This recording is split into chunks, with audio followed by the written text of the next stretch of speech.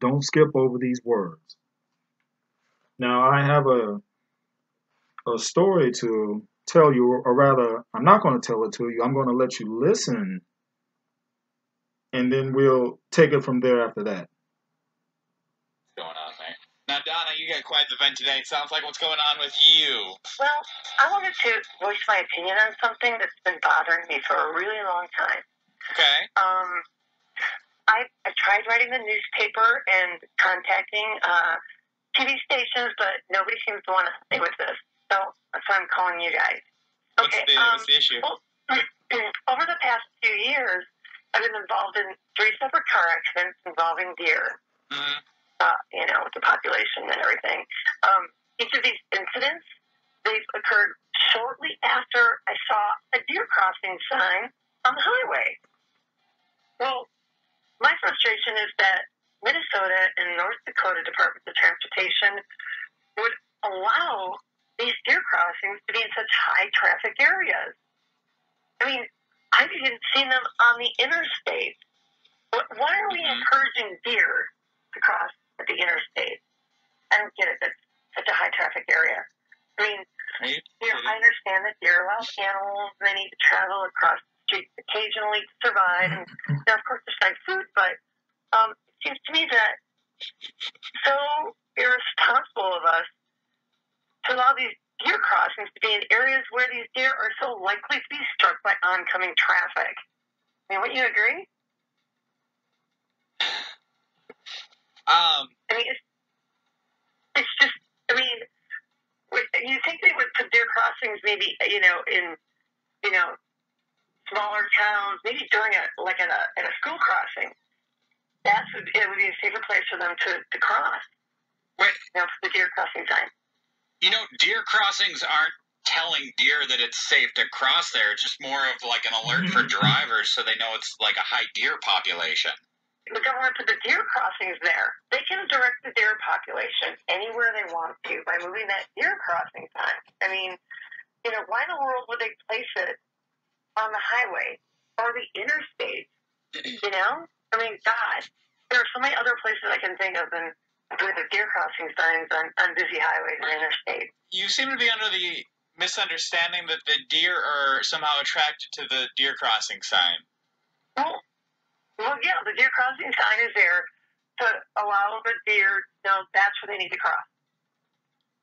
Right. And all these car accidents you had involved a deer after you saw a deer crossing sign. Exactly. I mean, I'm trying to watch out for the deer, but, I mean, speed limit 55, 65, how am I supposed to, you can't brake really quick if if the deer just is crossing in that deer crossing area. So you'd like to see these signs move somewhere safer? Right. If we can move them, don't put deer crossing signs on the interstate or freeways. Put them in lower traffic areas. Somewhere where the speed limit's a lot slower. Maybe small towns. I don't know. I think school crossings is a good idea. Well, listen, we will.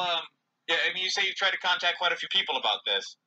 Right, yeah, I wrote at least 3 or 4 letters, and we will spread the word. Okay, we will try to kind of help you raise some awareness for this issue. Okay. Oh, thank you. We need to move those deer crossing signs. We appreciate your comment this morning. All right, thanks. Bye. Okay, there you have it. Now, this is a situation where when we don't understand what's being interpreted, or what we don't understand what's being read. Now, initially I thought that this woman was just faking it, but she was actually for real. This is a woman who actually thought that a deer crossing sign attracted deers to cross at designated areas. There are people out there like this. When we don't understand words, it can impact the concept of what's being said. For instance, I'll give you an example. Now, I like to read from the King James version of the Bible first because of its original, or from its original interpretations, or wordings, as opposed to when it's translated into today's version, sometimes it can be a little skeptical or iffy. I'm going to read from the Song of Solomon, chapter 1, verse 5.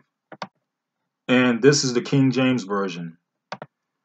I am black, but comely, O ye daughters of Jerusalem, as the tents of Kedar, as the curtains of Solomon.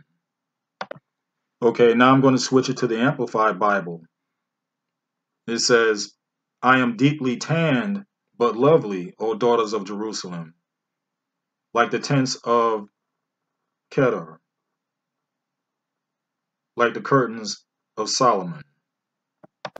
Now the difference with that is it says I am deeply tanned. It doesn't say I'm black.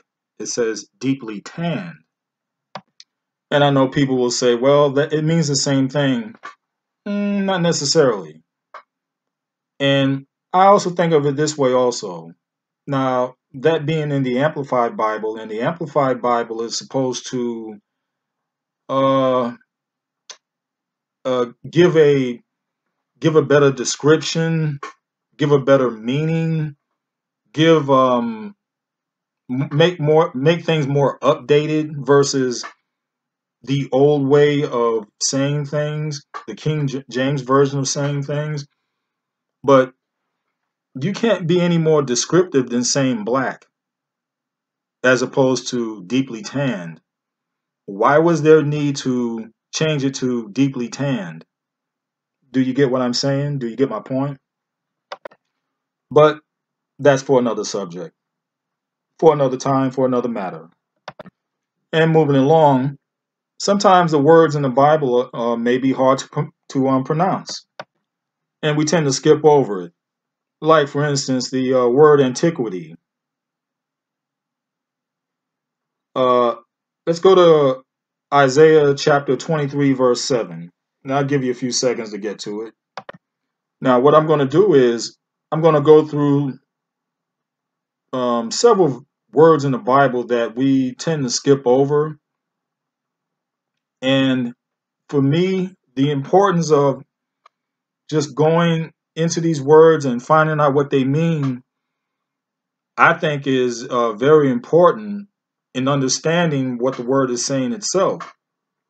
Because how can we read something and there be a key word in there and we don't understand?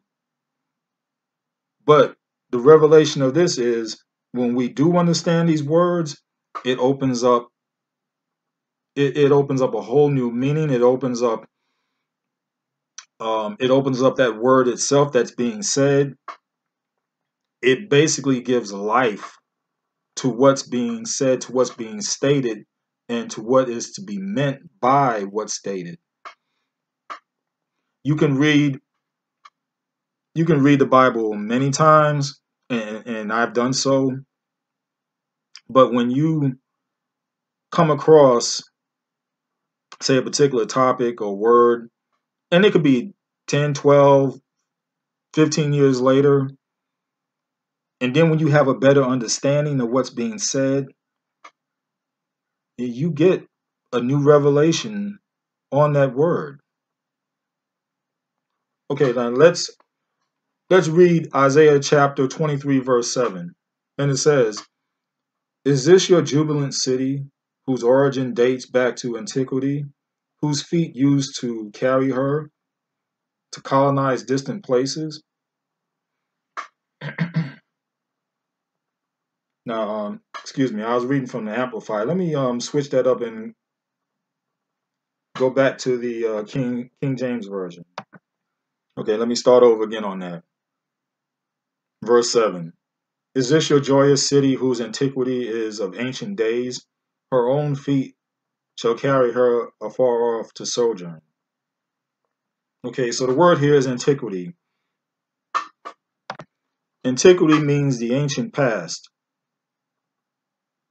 The ancient past. The ancient days of past. So when I read it again, it says, is this your joyous city, whose days are past. Okay. Okay, let me clear this up. Let me clear that up because I didn't like the way I presented that. I'm just keeping it real. I'm reading it again. Is this your joyous city, whose past is of ancient days? Her own feet shall carry her afar off to sojourn. Okay, now that's better.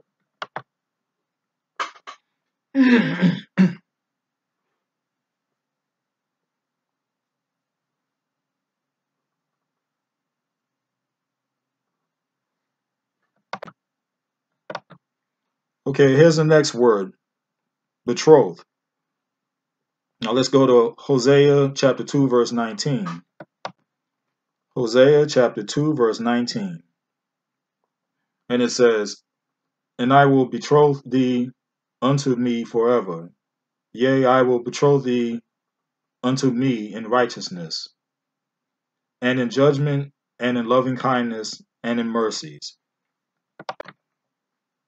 Okay, the word betrothed means enter into agreement to marry. So let's read that again. And I will enter into an agreement to marry you unto me forever. Yea, I will marry you unto me in righteousness, and in judgment, and in loving kindness, and in mercies. There you have it. Okay, the next one is concupiscence. Now, this one was a tongue twister for me, and I had to I had to Google it so I could pronounce it correctly. And it's spelled CONCUPISCENCE.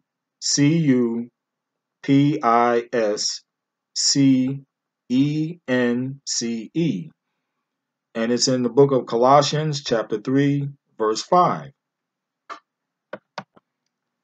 I'll say that again, Colossians chapter 3, verse 5. And it says, mortify therefore your members, which are upon the earth, fornication, uncleanliness, inordinate affection, evil, concupiscence, and covetousness, which is idolatry. Now, you got two tongue twisters of words in there. So the meaning of concupiscence is strong sexual desire or lust. It's strong sexual desire or lust. So I'll read it again. Mortify therefore your members which are upon the earth, fornication, uncleanliness, inordinate affection, evil, and strong sexual desires or lust, and covetousness, which is idolatry.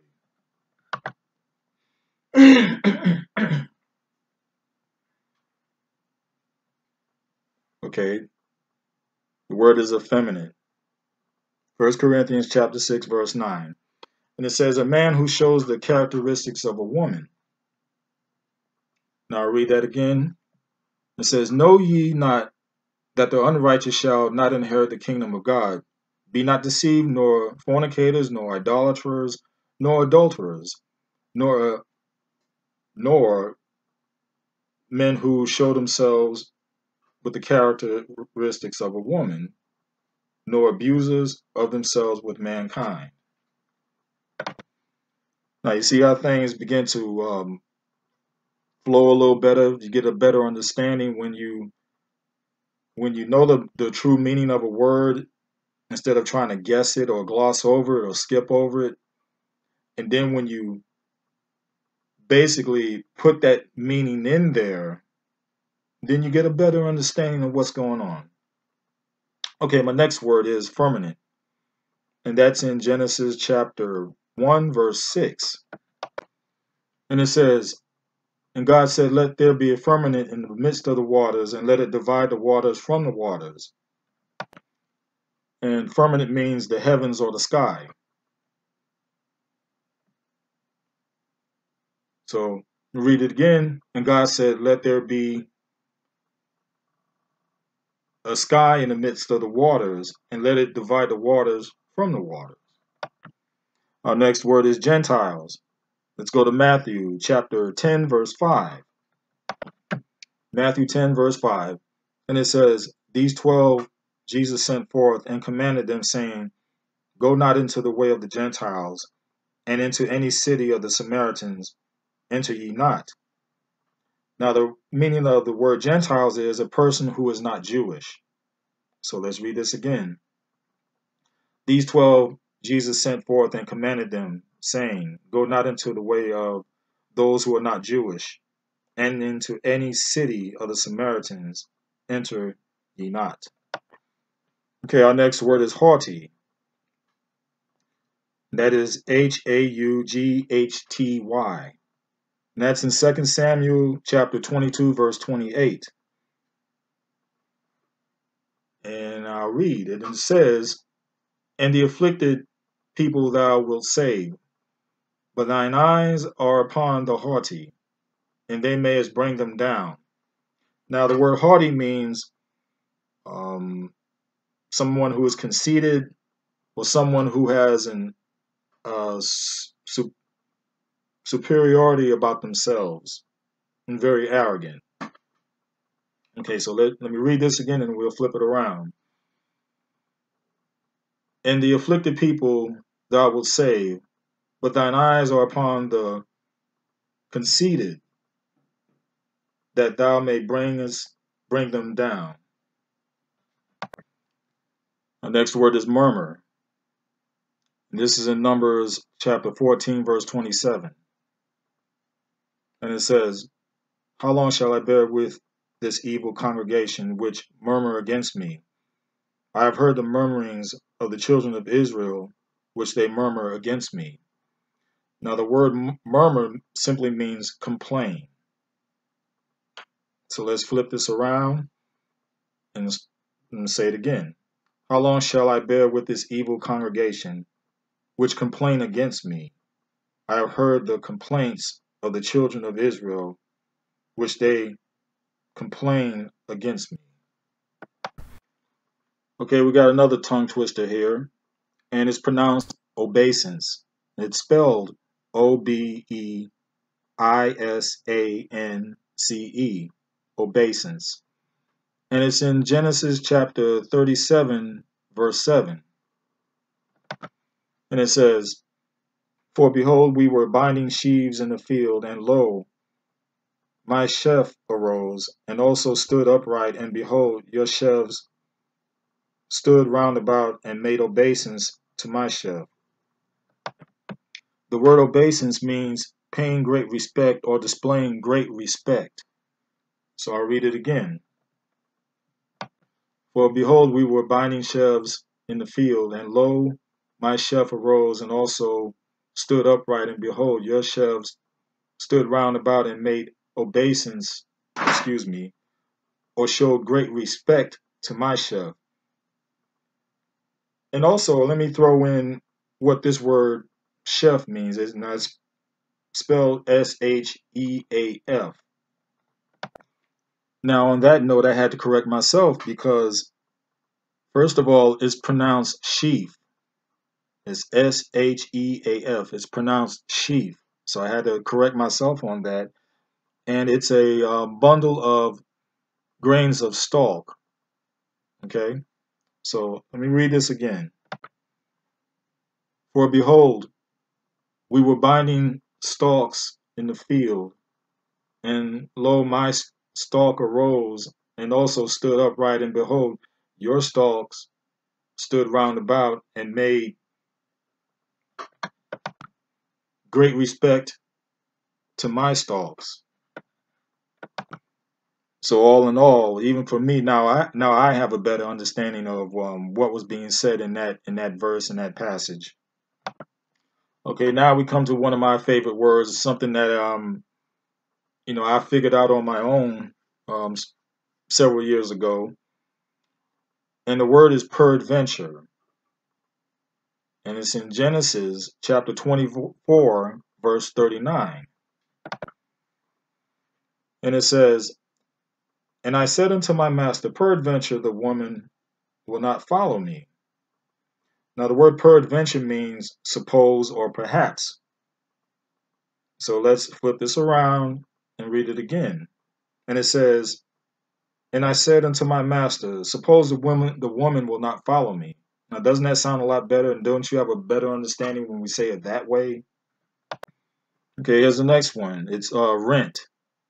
And it's also in Genesis chapter 37, verse 33. Ready? Read. And he knew it and said, it is my son's coat, an evil beast have devoured him. Joseph's, is without doubt rent in pieces. Now, the word rent means tore or tear. And I'll read it again. And he knew it and said, it is my son's coat, an evil beast has devoured him. Joseph is without doubt torn in pieces. Again, now you get a better understanding of what was being said. And the next word is sojourn, a word that I had mentioned earlier, but now we're going back to it. And let's go to Genesis chapter 19, verse 9. And they said, stand back. And they said again, this one fellow came in to sojourn, and he will needs be a judge. Now we will deal worse with you than with them. And they pressed sore upon the man, even Lot, and came near to break the door. The word sojourn means to temporarily stay or a temporary stay. So now I'm going to read it again.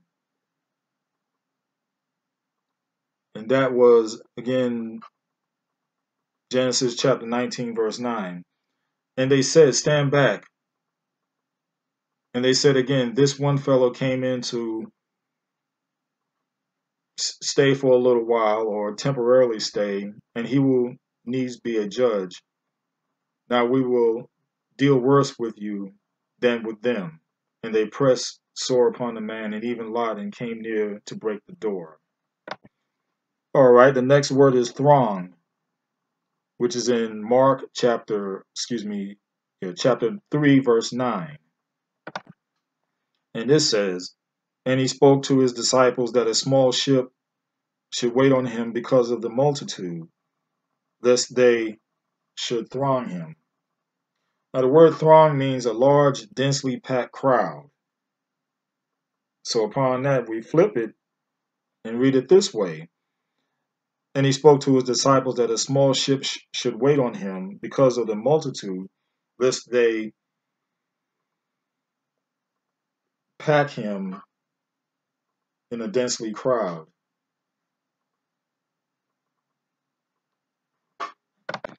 And sometimes even with the true meaning, it still doesn't sound right, or at least in relation to what's being said, but you still go with it.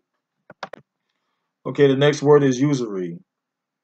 And this is in Exodus chapter 22, verse 25. If you lend money to any of my people that is poor by thee, thou shalt not be to him as an usurer, neither shalt thou lay upon him usury. All right, now the word usury means lending money at high interest rates. In other words, that day's Loanshark. Yeah, I'll read it again. If you lend money to any of my people that is poor by thee, thou shalt not be to him as a usurer, neither shalt thou lay upon him. Now how I put this? Lay upon him high interest rates. Okay, now that sounds more better and less confusing. Our next word is vex, which is in Exodus chapter 22, verse 21. And it says, thou shalt neither vex a stranger nor oppress him, for ye were strangers in the land of Egypt. Now the word vex means make someone feel annoyed or frustrated. So I'll read it again. Thou shalt neither annoy a stranger nor oppress him, for ye were strangers in the land of Egypt. It does sound better this way, doesn't it? Thou shalt neither annoy a stranger nor oppress him, for you were strangers in the land of Egypt. Okay. Now we got about we got two words left. The next one is Roth. It's in Genesis chapter 4, verse 6. Genesis 4, verse 6. And it says, And the Lord said unto Cain, Why art thou wroth? And why is thy countenance fallen? And the word wroth means angry. So we flip it. And we say, And the Lord said unto Cain, Why are you angry? And why is your countenance fallen? And our last word is yoke. We can find that in Deuteronomy chapter 28, verse 48. Deuteronomy 28, 48.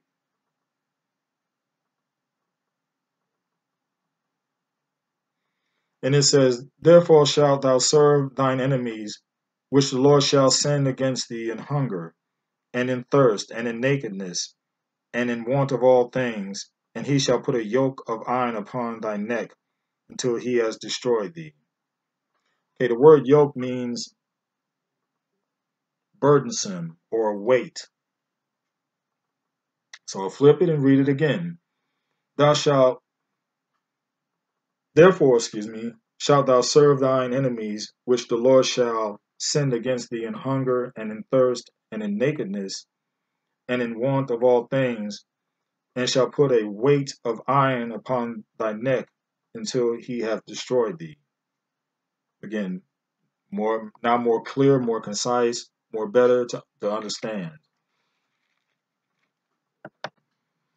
Okay, that does it for today.